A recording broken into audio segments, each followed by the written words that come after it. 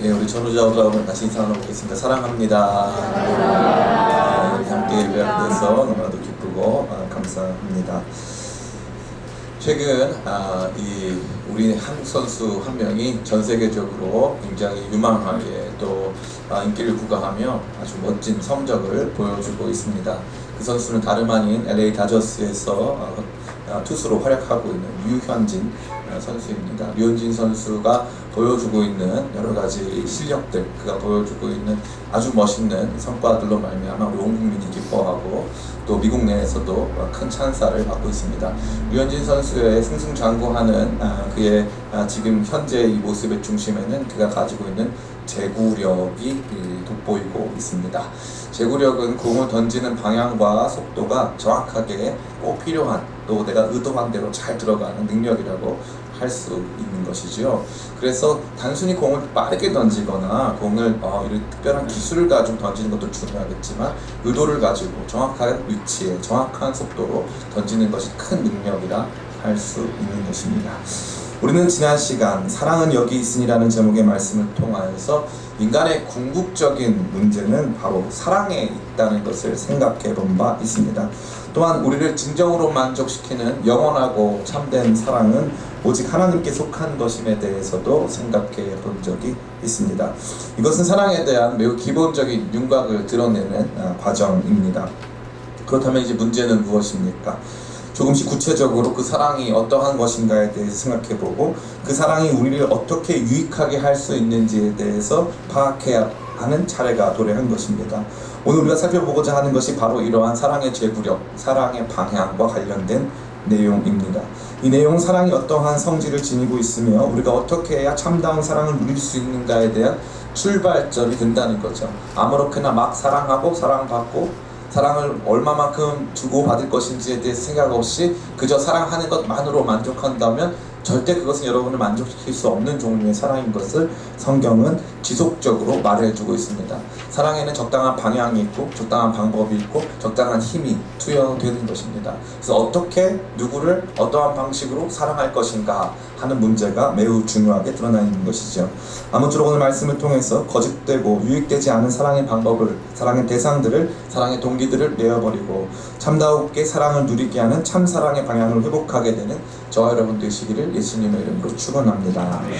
본격적인 말씀을 통해서 우리가 생각해보기 원하는 것은 바로 앞서 말씀드린 사랑의 방향입니다.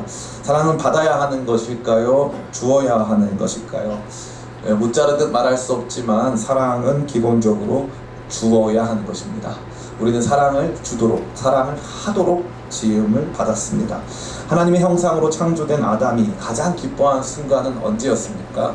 아담이 존재하면서부터 하나님께서 그를 하나님의 형상으로 만든 다음에 그가 가장 기뻐하는 장면은 바로 그가 노래를 부르는 장면이었습니다. 하와를 보면서 이는 내 뼈 중에 뼈요 살 중에 살이다. 노래 부르면서부터 노래 부를 때 아담의 기쁨을 우리는 볼 수 있습니다. 다시 말해 자기가 진정으로 사랑할 수 있는 대상을 만났을 때 아담은 크게 기뻐하기 시작하였습니다. 그러니까 문제는 무엇이냐면 우리는 사랑하기 위해 지어진 존재이기 때문에 적절한 대상을, 적절한 동기를 가지고 적절한 방법을 통해 사랑할 때 우리가 큰 기쁨을 누릴 수 있다는 것입니다. 그러나 그렇지 않은 경우, 잘못된 동기, 잘못된 대상, 잘못된 방식의 사랑을 할 때 우리는 그것을 온전히 누리거나 또 우리가 기대한 만큼 복된 사랑의 누림 안에 있을 수 없다는 것입니다. 우선적으로 우리가 생각해 봐야 될 것은 잘못된 동기의 사랑입니다. 그것은 바로 보상을 기대하는 동기의 사랑이고 궁극적인 지점에는 자기 사랑이 놓여져 있습니다. 사랑을 하는데 누군가를 사랑하는, 자녀를 사랑하고 또 남편을 사랑하고 부인을 사랑하고 부모를 사랑하고 이웃을 사랑하고 하는데 그 사랑의 이 모든 관심이 어디에 있냐면 궁극적으로 내가 사랑을 했기 때문에 그 사랑에 대한 정당한 대가와 보상이 나에게 주어져야 한다라고 하는 생각이죠. 그렇기 때문에 이것은 사실 엄밀히 말해서 참 사랑이라고 할 수조차 없는 것입니다. 자기 사랑을 기본으로 한, 자기 사랑을 목적으로 한 사랑은 참된 사랑이라고 볼 수가 없는 것입니다. 그러나 그럼에도 불구하고 오늘날 많은 사람들이 이웃을 사랑하고 또 자기 가족들을 사랑하고 자기의 주변에 있는 사람들을 사랑할 때 자기 사랑을 동기와 목적으로 삼고 사랑할 때가 너무나도 많다는 거죠. 그러다가 어느 순간에 충분한 보상이 주어지지 않을 때, 나는 사랑했지만 충분한 보상이 주어지지 않을 때는 그 사랑은 이제 끝나버리고 더 이상 그 사랑을 지속해야 될 이유조차 알지 못하는 그러한 종류의 잘못된 사랑의 동기가 많이 나타나고 있다는 것입니다. 두 번째는 잘못된 대상에 대한 사랑입니다. 이것은 윤리적으로 잘못되었다는 측면도 있지만 동시에 그 대상이 결코 나에게 어떠한 보상을 줄 수 없는, 다시 말해 사랑해서는 안 될 대상을 사랑할 경우가 아주 많다는 것입니다. 특별히 혼인관계 이외의 이성을 사랑하게 되는 것, 그것은 엄밀히 말해서는 여러분의 삶을 파괴하는 첩경이 됩니다. 저는 우리 교회에서 25세 미만 청년들의 연애를 금지하고 있습니다. 제가 백날 25세 미만 청년들의 연애를 금지한다 하여도 청년들이 연애를 할까요, 안 할까요? 해요. 합니다. 그들은 저의 마음을 아프게 하고 전혀 순종하려고 하지 않는 그런 근본적인 죄악의 모습을 보여주고 있어요. 조금도 반성의 기미조차 없습니다. 25세 미만에 이렇게 연애를 하는 것에 대해서 제가 우려하는 중요한 이유는 25세 미만에 아무리 연애를 많이 해도 그것이 궁극적으로 저와 여러분, 특별히 우리 청년들에게 건강한 삶을 주지 못하기 때문에 그렇습니다. 잘못된 대상이기 때문에 그렇습니다. 군대 안 갔다 온 남자는 결코 사랑의 대상이 될 수 없습니다. 전혀 여러분이 사랑해서는 안 돼요. 자매들만 한번 외쳐보겠습니다. 우리 아직 25세 미만 자매들 몇 명 있는 것 같은데, 군대 안 갔다 온 남자는 아멘. 네. 잘못된 사랑이죠. 삼손은 참 멋있는 사람이었습니다. 하나님께서 사사시대 마지막 사사로 삼손을 보내주셨는데 삼손의 위대함은 굉장합니다. 이 사사들은 기본적으로 하나님께서 그를 사사라고 이렇게 불러주시는데 삼손은 태어날 때부터 하나님께서 그를 사사로 지명하셨어요. 그리고 나시린으로, 다른 사사들은 나시린으로 구별된 사사가 없습니다. 나시린은 삶의 일정 기간을 헌신하게 되어 있는데 삼손은 태어나면서부터 나시린이 되었고 마치 예수님처럼 세례 요한처럼 수태고지를 받아 태어난 아주 위대한 사사입니다. 뿐만 아니라 힘은 아주 초자연적인 힘을 가지고 있을 뿐만 아니라 지혜도 굉장히 탁월했습니다. 근데 삼손이 사랑했다라고 하는 단어가 굉장히 많이 나와요. 삼손이 사랑했다. 그럼 삼손이 주로 뭘 사랑합니까? 삼손이 사랑했다는 단어, 삼손이 여러 여자를 만나는데 특별히 들릴라를 사랑했습니다. 근데 들릴라는 어떻게 했죠? 삼손을 어떻게 해서든지, 삼손을 돈으로 팔죠. 그래서 어떻게 해서든지 그를 넘기려고 그의 힘의 근원과 원천을 계속적으로 파악합니다. 울기까지 하죠. 삼손이 무너집니다. 잘못된 사랑 앞에 무너지는 거예요. 저는 오늘날 우리 많은 청년들이 그러한 모습 속에 빠져있는 것을 보게 됩니다. 잘못된 사랑, 결국 나에게 사랑은 주지 못할 것인데 나는 사랑이었음에도 불구하고 그 존재는 사랑이 아닐 확률이 매우 높은데 들릴라는 돈을 사랑했는데 삼손은 들릴라를 사랑했죠. 그러니까 문제가 발생하기 시작하고 전혀 나는 보상받지 못하게 된다는 것입니다. 또 돈은 어떻습니까? 많은 사람들이 돈을 사랑합니다. 돈과 바꿀 수 있는 것들이 아주 많죠. 성경은 뭐라고 말하고 있습니까? 돈을 사랑함이 일만하게 뿌리다 라고 말하고 있습니다. 돈 자체가 악의 뿌리라는 것이 아닙니다. 돈을 사랑함. 돈은 사랑의 대상이 되어서는 안 되는데, 사랑, 다시 말해서 이 사랑이라고 하는 것을 제가 좀 조심스러운데 사랑에 대해서 정의하고자 한다면 사랑은 기꺼이 자기 내어줌을 기반으로 한 상호 침투적 관계라고 할 수 있습니다. 상태, 관계. 단순히 사랑은 행동이 아니에요. 다시 말해 사랑은 특정한 관계 안에 들어가서 그러한 상태를 누리는 것입니다. 상호 침투적. 돈이 내 안에 들어오고 내가 돈 안에 들어가는 거죠. 돈이 내 안에 들어올 수는 있는데 내가 돈 안에 들어갈 수 있어요, 없어요? 없습니다. 그렇기 때문에 돈은 우리가 사랑할 수 있는 종류의 대상이 아니라는 것이죠. 돈을 사랑하게 되면 반드시 그것은 저와 여러분을 패망으로 이끌어갈 수밖에 없다는 것입니다. 어떤 사람들은 대중적 인기를 사랑합니다. 수많은 사람들이 날 알아주길 바라고 오늘도 끊임없이 인스타그램, 페이스북에 사진을 올립니다. 그래서 내가 이런 사람이다, 나를 사랑해달라, 나는 잘 살고 있다, 여러분의 사랑에 내 목마르다 하는 종류의 삶을 살고 있는 것이죠. 저는 개인적으로 요즘에 이 청년들이 사용하는 이 인스타그램이 이 SNS가 처음에는 트위터에서 시작했어요. 글에서 시작한 거죠. 그래서 페이스북이라고 하는 글과 영상 또 사진이 공동으로 들어가 있는, 함께 들어가 있는 그 장르를 넘어서서 이제는 글이 상당히 작아지고 이미지로 형상화된 그러한 종류의 SNS를 보면서 큰 우려를 가지고 있습니다. 많은 사람들이 대중적 인기, 다시 말해서 사람들 앞에서 내 모습을 아름답게 보이고 인정받으려고 해서 자기가 아닌, 자기는 반지하 원룸 단칸방에 살고 있는데 그날따라 오늘 브런치를 먹으러 갔다는 둥. 그날 먹은 브런치가 그의 마지막 끼니였습니다. 브런치를 먹으러 간 사진을 올리는 등 하면서 사람들에게 대중적인 인기를 얻고 싶은 것입니다. 많은 사람들 앞에 인정받고 싶다는 것입니다. 대중은 여러분을 인정해 줄까요? 인정하지 않을까요? 인정해 주지 않습니다. 대중은 여러분을 사랑할 수 없습니다. 여러분을 사랑할 수 없어요. 한 번에 여러 대상과의 사랑은 불가능합니다. 불가능해요. 아까 말씀드렸죠. 사랑은 자기 내어줌을 기반으로 한 상호 침투적인 자세, 태도, 상태, 관계입니다. 그렇기 때문에 내가 사랑은 할 수 있는데, 내가 들어갈 수 있는데 그것이 내 안에 들어오질 않아요. 들어올 수가 없어요. 대중이 내 안에 들어올 수가 없어요. 너무나도 안타깝습니다.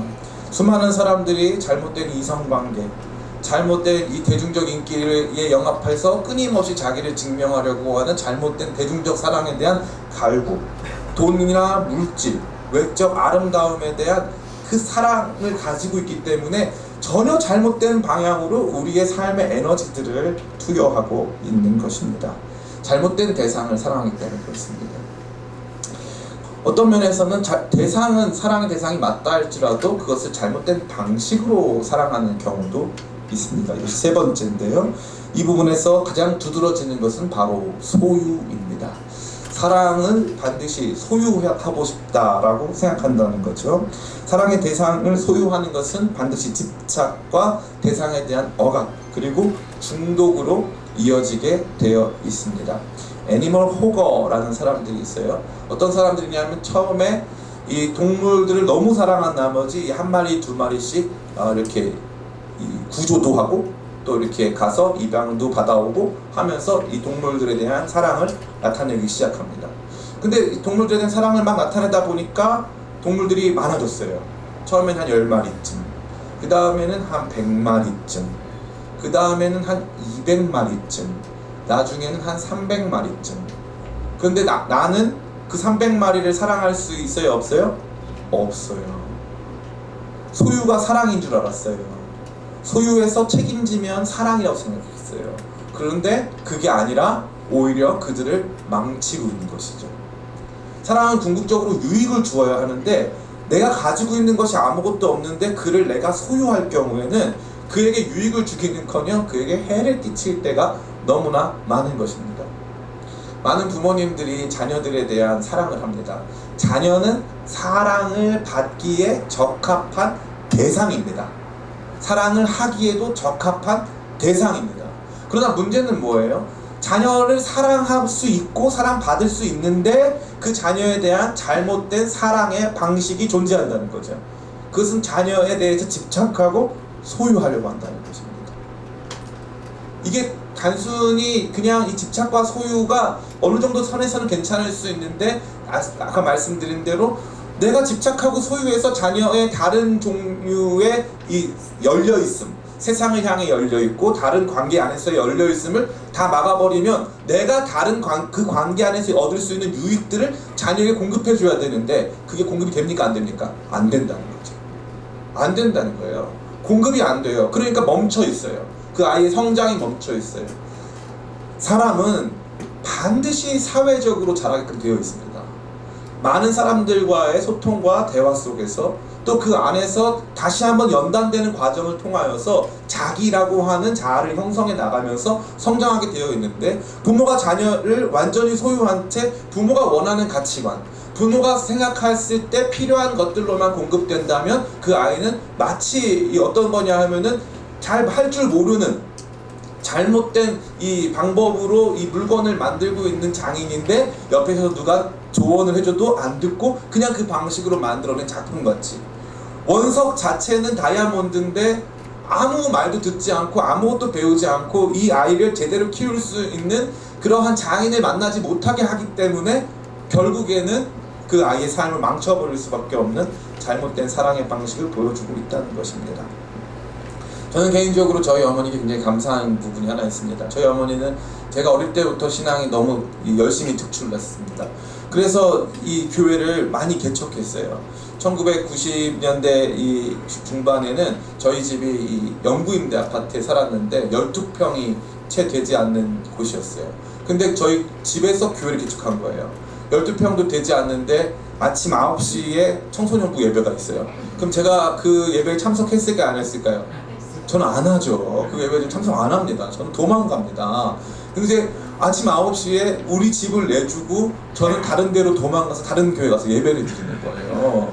너무 그게 싫어서 왜 내가 자는 이 방에서 예배를 드릴까, 그런 생각이 많이 들어요. 아니 세상에 많은 장소가, 지금 생각하면 너무 화가 나는 게 그 세상에 많은 장소가 있는데 왜 하필 그 좁은 집에서 예배를 드렸을까? 교회가 세상에 많지 않습니까? 그 교회에 다니시면 되는데 왜 개척을 했을까?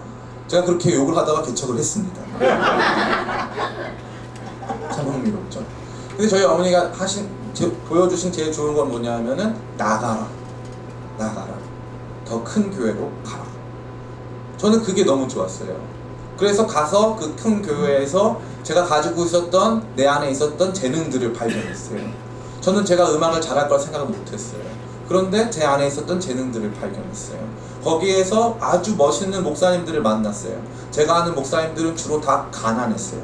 제가 아는 목사님들은 주로 다 헤어스타일이 이상했어요.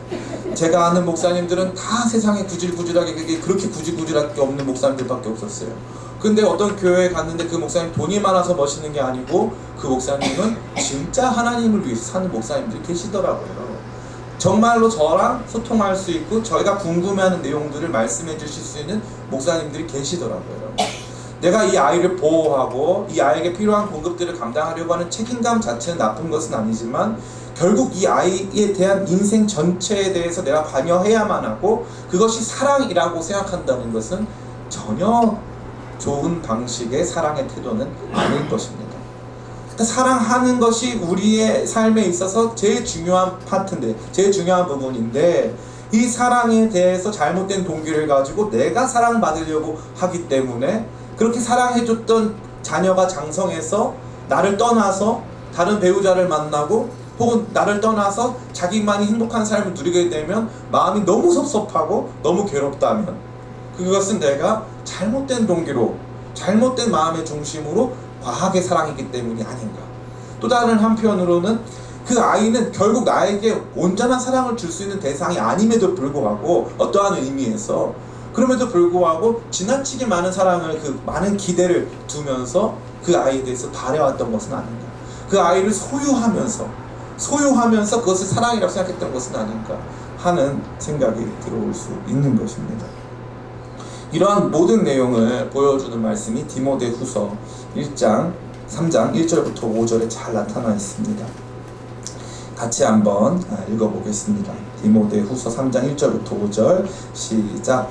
너는 이것을 알라. 말세에 고통하는 때가 이르러 사람들이 자기를 사랑하며 돈을 사랑하며 자랑하며 교만하며 비방하며 부모를 거역하며 감사하지 아니하며 거룩하지 아니하며 무정하며 원통함을 풀지 아니하며 모함하며 절제하지 못하며 사나우며 선한 것을 좋아하지 아니하며 배신하며 조급하며 자만하며 쾌락을 사랑하기를 하나님 사랑하는 것보다 더하며 경건의 모양은 있으나 경건의 능력은 부인하니 이 같은 자들에게서 내가 돌아서라. 아멘. 말세에 임할 징조에 대한 사도 바울의 경고인데 이것은 사람들의 성향과 성품, 그들이 보여주게 되는 태도에 대해 집중적으로 말해주고 있습니다. 여기 등장하는 첫 번째는 바로 자기를 사랑하는 사람입니다. 여기 보면 다 자기를 사랑하며 돈을 사랑하며 쾌락 사랑하기를 하나님 사랑, 다 이 사랑하다가 동사가 나올 것 같은데 전체가 다 명사입니다. 자기를 사랑하는 사람들이 나타날 것입니다. 필라아우토스라고 하는 사람들이죠. 자기 사랑의 사람들. 이 사람들의 모든 동기는 결국 자기를 사랑하기 위해서입니다. 사랑받기 위해서 사랑하는 사람. 사랑받는 것이 목적이어서 결국 좋은 행동도 하고 사회적으로 필요한 것들도 감당하는데 모든 동기는 사랑받기 위한 것입니다. 모든 동기는 자기가 제일 중요한 존재가 되는 것입니다. 사랑은 결코 그렇지 않습니다. 사랑은 자기 내어줌을 기반으로 한 상호 침투적 상태, 다시 말해서 나 자신을 내어주는 것을 기쁘게 여기는 상태가 된다는 것입니다. 그런데 자기를 사랑하는 것을 중심으로 삼고 있다 보면 내가 그 어떠한 대상을 사랑하고 그 어떠한 방식으로 사랑한다 할지라도 그것의 끝이 자기 사랑이라면 그것은 온전한 사랑이 될 수 없는 것입니다. 하나님께서는 이것을 가장 크게 경고하십니다. 자기 사랑하는 것, 이 자기 사랑이 많은 사람들이 오해를 하는 것이 적절한 자기 사랑, 자기를 존중해주고 셀프 에스팀, 나를 꽉 안아주는 것과 같은 자기를 충분히 만족시켜주는 내용들이 필요하지 않겠습니까? 자기를 괴롭히고 힘들게 하는 것은 좋지 않지 않겠습니까? 많은 사람들이 극단적인 이원론에 빠져 있습니다. 나를 사랑하지 않는 것은 나를 괴롭히는 것이다 라고 생각하는 것이죠. 그렇지 않습니다. 그렇지 않습니다. 사랑은 근본적으로 자기를 비우고 자기를 뒤로하고 자기보다 우선시하는 대상을 갖는 것입니다. 그렇기 때문에 궁극적으로 그 지점 안에 자기 사랑을 위한 사랑으로 나간다면 그것은 참다운 사랑이 될 수 없을 뿐더러 자기 사랑을 하지 않는다고 자기를 괴롭히는 것은 결코 아닙니다. 우선적으로 해야 될 것은 결코 자기 사랑이 아닙니다. 전 여러분들에게 꼭 이 말씀을 드리고 싶어요. 나중에도 말씀드리겠지만 2000년대 초반에 당신은 사랑받기 위해 태어난 사람이라고 하는 찬양이 아주 유행을 했습니다. 보통 유행한 게 아니고 믿지 않는 사람들까지도 이 노래 다 알 정도였고 모 대기업에서는 이것을 광고 음악으로 사용할 정도였습니다. 당신은 사랑받기 위해 태어난 사람이 주는 메시지는 너무나 강력했습니다. 사랑받지 못했던 모든 사람들, 자기 안에 이 사랑받지 못해서 잘못 형성된 인격, 그 인격으로 말미암아 잘못 형성되어 왔던 삶의 상처들과 여러 가지 여정들을 바라보면서 많은 사람들이 내가 사랑받고 있음에 대해서 감사했다는 것입니다. 그러나 그것이 잘못된 방향으로 오해되는 경우가 아주 많았습니다. 다시 말해 그리스도인들은 사랑을 받기 위해 태어난 존재이기 때문에 사랑받는 것이 우선이다 라고 생각하는 경향성인 것이죠. 그래서 많은 사람들이 사랑받는 데에 많은 생각이 있었습니다. 어떻게 하면 내가 더 많은 사랑을 받을 수 있을까? 어떻게 하면 내가 자기 사랑, 다시 말해 나를 온전히 사랑할 수 있을까? 라고 하는 생각들이 참 많았다는 것입니다. 그러나 성경을 아무리 뒤져봐도 단순히 우리가 창조됐을 때 하나님의 위대한 사랑 가운데 창조되었지만 자기를 사랑하라 라고 하는 명령은 등장하지 않습니다. 자기를 사랑하는 방법이 따로 있다는 것입니다. 근데 많은 사람들이 마치 중간에 모든 공식을 다 없앤 채 결국 우리가 사랑받기 위해 태어난 존재라는 것을 부각하여 이 노래를 부르고 그것을 통하여 자기 사랑에 대한 여러 가지 방법론들, 자기 사랑에 대한 여러 가지 시도들을 정당화하곤 했습니다. 자기 사랑은 하나님께서 기뻐하시는 삶의 내용이 결코 아닙니다. 두 번째는 돈을 사랑하는 사람들이 등장합니다. 필라르귀로스라고 하는 모습인데요. 돈을 사랑하는 사람들, 이 사람들이 말세에 많이 등장할 것입니다. 이 돈을 사랑하는 것은 잘못된 대상을 사랑하는 것이죠. 돈은 결코 사랑의 대상이 될 수 없습니다. 돈을 위해 일할 수도 있고 돈을 위해 노력할 수도 있지만 돈은 사랑하면 안 되는 것입니다. 그런데 많은 사람들이 이 돈을 사랑합니다. 사랑은 다른 것보다 우선시한다는 뜻이죠. 다른 것보다, 다시 말해 인격적 관계보다 내가 생각하고 꿈꾸고 노력해야 될 삶의 참다운 방향보다 돈이 우선이다 라고 하는 것입니다. 돈이면 최고다. 이게 얼마짜린데, 돈이 얼마나 무서운 건데, 돈이 피야, 돈이면 다. 이러한 종류의 생각들이 너무나 많고 저 여러분들의 삶을 파괴하고 있다는 것입니다. 세 번째는 쾌락을 사랑하는 사람들입니다. 필레도노스라는 단어인데 쾌락 사랑하는 자라고 하는 단어를 만든 것이죠. 이 필레도노스라고 하는 단어에 등장하는 이 쾌락은 기쁨과 즐거움이라기보다는 극도의 만족을 추구하는 태도라 할 수 있습니다. 이 극도의 만족을 추구하는 사람이 하나님보다 그것을 더 사랑한다고 되어 있습니다. 기쁨을 위해서는, 즐거움을 위해서는, 나의 취미생활을 위해서는 하나님보다 그것이 더 중요하다는 것이죠. 최근 우리 사회에 일어나는 소확행이라고 하는 또 이 증상, 소소하고 확실한 행복을 추구하는 거죠. 그것은 자기 취향을 극대화하는 방향으로 나아갑니다. 다시 말해서 어떤 사람은 나는 이걸 좋아하니까 다른 것들을 포기해서라도, 결혼을 포기해서라도, 자녀의 출산을 포기해서라도, 다른 종류의 우리가 꿈꾸고 생각해야 될 그 내용들을 포기해서라도 내가 원하는 이 취미생활을 포기할 수는 없다는 겁니다. 신앙생활 역시도 아무리 내가 신앙생활을 열심히 해도 이 취미생활만큼은 포기할 수 없는 영역이 존재한다는 거죠. 그런 사람들이 많을까요? 적을까요? 많습니다. 40대 이상에서는 등산, 20대부터 30대까지는 해외 여행, 그것이 신앙보다 중요해요. 하나님을 사랑하는 것, 그분을 위해서 무언가를 희생하고 그분을 위해서 우리의 시간을 내어드리고 나 자신을 통째로 내어주는 것보다 내가 추구하는 삶의 라이프 스타일, 내가 추구하는 삶의 모습을 연상하면서 그것을 만들어내기 위해 최선을 다하는 모습이 너무나 많다는 것입니다. 자, 제가 여러분에 말씀드립니다. 그럼 이게 틀렸습니까? 틀리진 않았는데 여러분을 절대 만족시켜줄 수 없습니다. 이게 확실합니다.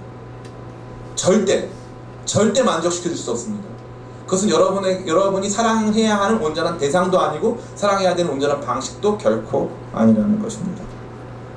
그러면 무엇이 우리가 사랑할 수 있는 대상이며 그것을 어떻게 사랑해야 됩니까? 어떠한 동기를 가지고 사랑해야 합니까? 그것이 오늘 본문이 말해주고 있습니다.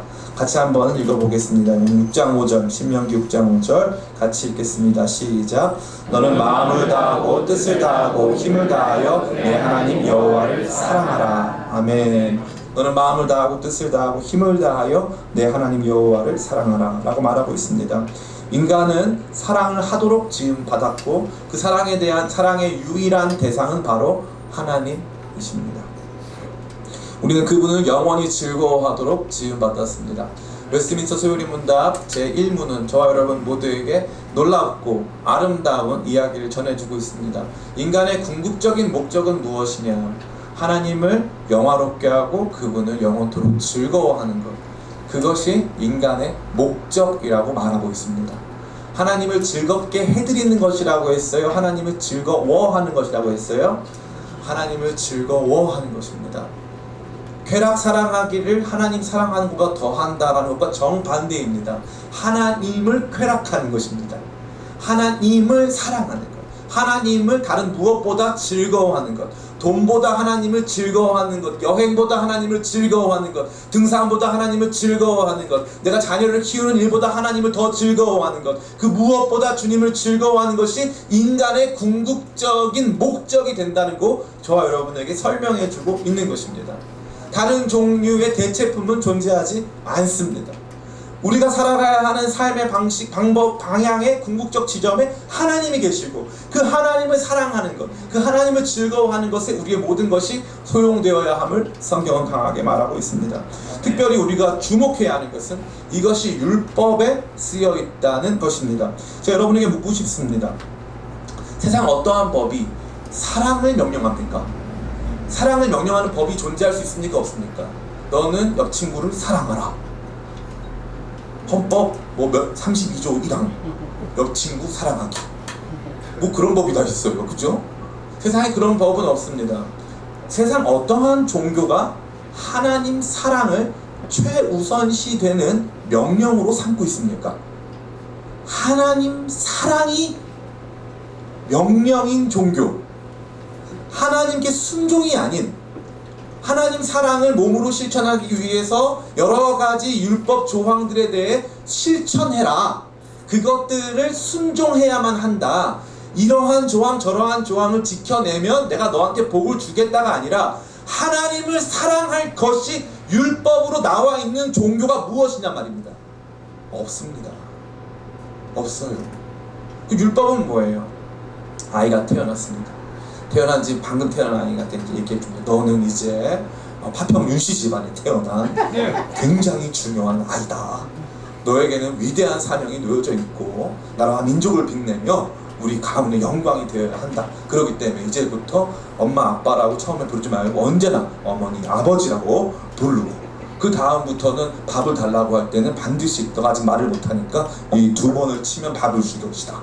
이러한 방식의 어린 아이에게 그러한 방식의 법을 주는 경우가 있어요, 없어요? 다시 물어보겠습니다. 애한테 그렇게 하면 돼요, 안 돼요? 안 되죠. 애한테 아직 5마리도 못하는 애한테 걔는 뭐만 하면 돼요? 밥만 먹여주고 사랑만 해주면 돼요. 그죠? 밥만 먹여주고 사랑하는 거. 근데 아이가 자라요. 아이가 자라는데 밥상 앞에 앉아가지고 밥을 깨작깨작 하기도 하고 밥그릇을 뒤집어 엎기도 하고 밥상을 발로 차기도 해요. 그럼 어떻게 해야 돼요? 그렇게 하면 안 돼요. 가르쳐줘야죠. 왜 가르쳐줘요? 그냥 먹고 살면 되잖아요. 왜 가르쳐줍니까? 사람은 그렇게 살도록 되어 있지 않기 때문에, 사람이 살아가야 하는 특정한 삶의 양식이 존재하기 때문에 그런 거죠. 율법은 신자가 살아가야 하는 특정한 삶의 방식입니다. 신자가 살아가야 하는 특정한 삶의 방식의 뜻은 내 하나님 여호와를 마음과 뜻과 힘을 다하며 사랑하라. 그게 담겨 있는 거예요. 신자의 삶의 궁극적 지점에 하나님 사랑이 자리하고 있는 것입니다. 하나님 사랑 없이 우리의 삶을 설명해낼 수가 없습니다. 하나님 사랑하지 않고 우리가 건강하고 행복하게 살 수가 없다는 거죠. 근데 여기 나타나는 너희는 하나님을 사랑하라. 사랑 안 하면 내가 너 죽여. 사랑 안 하면 내가 너를 심판할 거야. 너가 나를 사랑하지 않으면 내가 당장 가가지고 네 자녀를 힘들게 할 거야. 이러한 내용이 있어요, 없어요? 없습니다. 없어요. 하나님을 사랑하라 라고 말하고 있어요. 하나님을 사랑하라. 너무나도 놀랍습니다. 왜 이것을 명령하셨습니까? 우리를 괴롭게 하려고요? 우리를 힘들게 하려고요? 저와 여러분 괴롭혀서 하나님께서 기뻐하시려고요? 하나님 사랑하기 너무 어려운데 너무 어려워하는 우리를 바라보면서 하나님께서 키득키득 웃으시려고요? 절대 그런 것 아닙니다. 인간이 가장 만족한 상태가 되고 인간의 삶의 목적이 놓여져 있는 바로 그곳이 다른 것이 아니라 하나님을 사랑하는 바로 그것이라는 것입니다. 저는 이 말씀이 너무너무 좋아요. 너는 1등이 되어라. 너는 영향력 있는 사람이 되어라. 많은 사람에게 밥을 먹여주어라. 너 자신을 희생해라. 뭐 이러한 저런 내용 안에서 최선을 다해라. 그게 아니고 너 부족하지? 잘 안 되지? 능력이 없지? 너 나를 사랑해라. 너 나를 사랑해라. 그게 전부예요. 하나님을 사랑하는 것이 우리의 목적입니다. 많은 청년들이나 요즘 젊은 세대가 착각하고 있는 것이 삶은 결코 평등할 수 없습니다. 평등하고 싶죠? 그러나 평등할 수 없어요. 그리고 가장 평등을 강하게 외치는 세상에는 평등이 없습니다. 자유를 가장 크게 외치는 세상에 자유는 없어요. 이게 인류 역사가 우리 모두에게 말해준 것입니다. 자유를 추구하는 세계에 자유는 없고 평등을 추구하는 세계에 평등이 없다. 이것이 인류 역사가 우리 모두에게 보여주는 내용이에요. 인간은 결코 평등할 수 없습니다. 태어나면서부터 삶의 자리가 다르고 주어진 상황적인 또 물리적인 육체적인 부분들이 성향이 완전히 다릅니다. 완전히 다르기 때문에 그것을 일률적으로 상대적으로 객관화하여 평가할 수 있는 지표는 존재하지 않습니다. 다만 주님께서 저와 여러분에게 원하시는 것은 우리가 어떠한 삶의 지경에 있든지 어떠한 한계와 장애를 갖고 있든지 어떠한 아픔과 상처를 가지고 있든지 내 하나님 여호와를 사랑하라. 하나님 사랑만이 동기가 되고 하나님을 힘있게 사랑하는 것이 우리가 추구해야 되는 방향과 방식이 되어져요. 하나님만이 온전한 사랑의 대상이 되어지기 때문에 그렇게 사랑하기 시작할 때 우리가 사랑받게 되는 것입니다. 이 하나님 사랑에 대한 위대한 명령, 하나님 사랑에 대한 위대한 촉구는 저와 여러분을 가장 바르고 건강한 삶으로 나아가게 합니다. 하나님 사랑이 언제 구체화될까요? 너희가 나를 사랑하면 너희 형제들도 너희 이웃도 사랑하게 된다는 것이 주님의 가르침입니다. 제가 누누이 말씀드리지만 저는 개인적으로 특정 세대, 특정 민족, 특정한 사람들과 잘 소통되는 이유로 사역하는 사람들에 대해서 그렇게 호의롭게 보고 있지는 않습니다. 나는 어린이 사역이 너무 좋아. 어린이 사역하면 너무 재밌어. 어린이가 나랑 너무 잘 맞아. 나는 청소년이 너무 좋아. 청소년하고 너무 잘 맞아. 저는 그거 별로 안 좋아해요.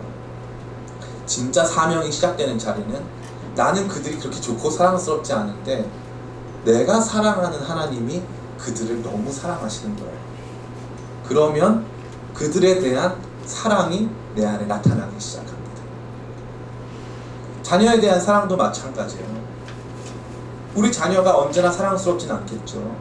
그런데 이 자녀를 끝까지 사랑할 수 있는 힘의 원천, 끝까지 바르게 사랑할 수 있는 힘의 원천, 내가 사랑하는 하나님이 내게 이 자녀를 주셨고 내가 사랑하는 하나님이 이 자녀를 사랑하신다.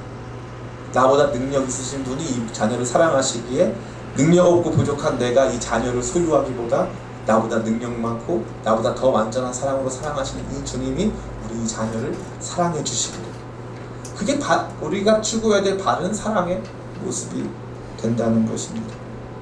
사랑하는 성도 여러분, 세상 모든 사람들이 사랑을 갈구하고 있습니다. 사랑 받기를 추구하고 갈구하고 있습니다. 사랑 없어서 난립니다. 제가 여러분에게 물어보겠습니다. 세상 모든 사람이 사랑받아야 한다면 그러면 누가 사랑을 할 수 있습니까? 아무도 사랑할 수가 없죠. 나는 다 받아야 되는 존재니까요. 지금 딱 이 세상 모습이 그런 것 아닐까요? 나는 사랑받고 존중받아야 되는 사람이니까 다 나를 사랑해줘야만 하는 거예요. 나는 정작 누구를 사랑합니까? 안 합니까? 안 합니다. 그렇기 때문에 당신은 사랑받기 위해 태어난 이 노래는 바뀌어야 합니다. 세상 모든 사람이 사랑한다면 사랑받지 못할 존재는 누굽니까? 아무도 없습니다. 아무도 없어요. 사랑받으려고 하면 사랑할 수 있는 사람이 없고 사랑받을 수 있는 사람도 없습니다. 사랑하려고 하면 사랑받지 못할 존재가 아무도 없어요. 그러면 이 사랑이 어디서부터 나타난다고 말씀드렸습니까?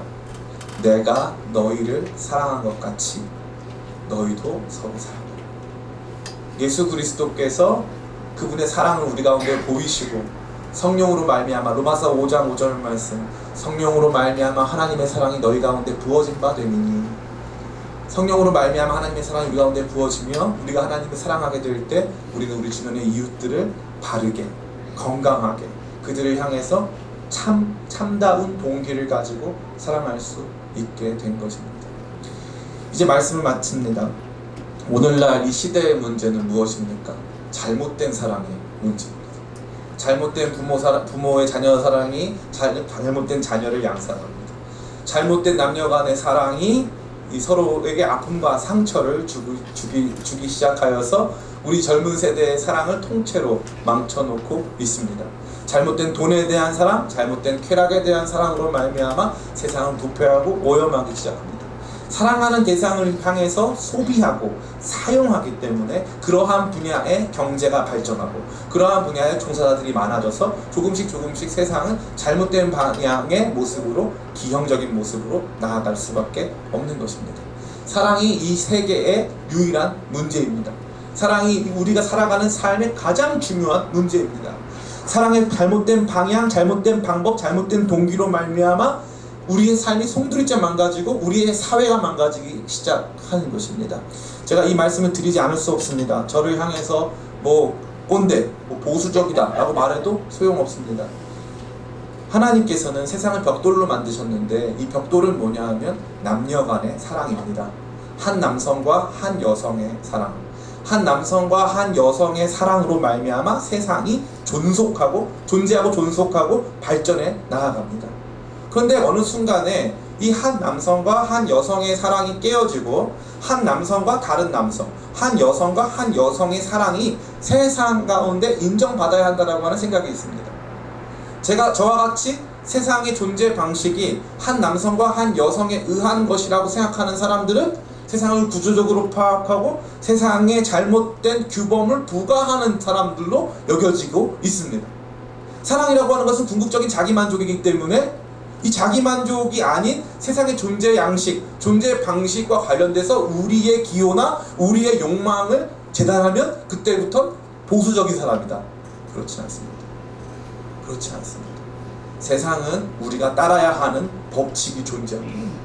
우리가 살아내야 하는 방향들이 존재하는 것입니다. 그것은 참다운 사랑입니다. 그 참다운 사랑을 주거나 하거나 그 참다운 사랑의 동기가 되거나 참다운 사랑의 바른 방향이 될 수 있는 것은 오직 하나님을 마음과 뜻과 힘을 다해 사랑하는 것밖에 없습니다. 그 하나님을 마음과 뜻과 힘을 다해 사랑하기 시작할 때 내 안에 있었던 잘못된 사랑의 동기가 없어지고 잘못된 사랑의 대상에 대한 모든 관심들이 사라지며 잘못된 하나님이 아닌 것으로 말미암는 그 사랑의 이 모든 방법론들이 완전히 바뀌게 되는 것입니다. 저는 여러분들이 그것을 경험하게 되시기를 간절히 축원합니다. 참 사랑이 우리 가운데 거하려면 먼저 하나님을 사랑해야 합니다. 목사님, 하나님 사랑이 너무 어려워요. 하나님 사랑은요, 하고 싶다고 되어지는 것이 아니에요. 이게 중요한 거예요. 아까 말씀드린 이 신명기 말씀은 누구에게나 주어진 말씀입니까? 그렇지 않습니다. 출애굽기 19장에 보면요, 하나님께서 이스라엘 백성에게 언제 이 말씀을 주시냐, 언제 이 율법을 주시냐 하는 장면이 나타납니다. 애굽에 있을 때 주셨습니까? 아니면은 하나님께서 홍해바다 가르시고 난 다음에 광야에서 주셨습니까? 그렇죠. 광야에서 주셨습니다. 우리가 종노릇할 때 이 말씀은 의미가 없습니다. 죄의 종노릇하고 아직까지 어둠 가운데 속해 있을 때 하나님을 사랑하라는 말을 백날 들어도 소용없는 것입니다. 사랑의 명령은 구원받은 이후에 나타납니다. 구원의 놀라우신 은혜와 감격이 우리를 사로잡기 시작하면 그때부터 하나님 사랑의 방향으로 나아가고 그 하나님 사랑의 삶을 살기 시작하면 자연스럽게 내 주변에 있는 가장 가까운 이웃인 부모, 가장 가까운 이웃인 배우자, 가장 가까운 이웃인 자녀 사랑으로 흘러넘치기 시작하고 우리 안에서 그 사랑이 흘러넘치면서 자연스럽게 우리로 말미암아 세상이 변화되는 것입니다. 사랑하는 성도 여러분 모두를 이 기쁨과 거룩한 즐거움 가운데 초청합니다. 놀라우신 주님의 은혜로 말미암아 그분의 사랑 가운데 있는 저 여러분들이 하나님을 사랑하고 그분의 사랑 앞에서 온전히 변화되는 것을 꿈꾸며 참 사랑의 삶으로 거듭나게 되시기를 예수님의 이름으로 축원합니다. 잠시 같이 기도하겠습니다.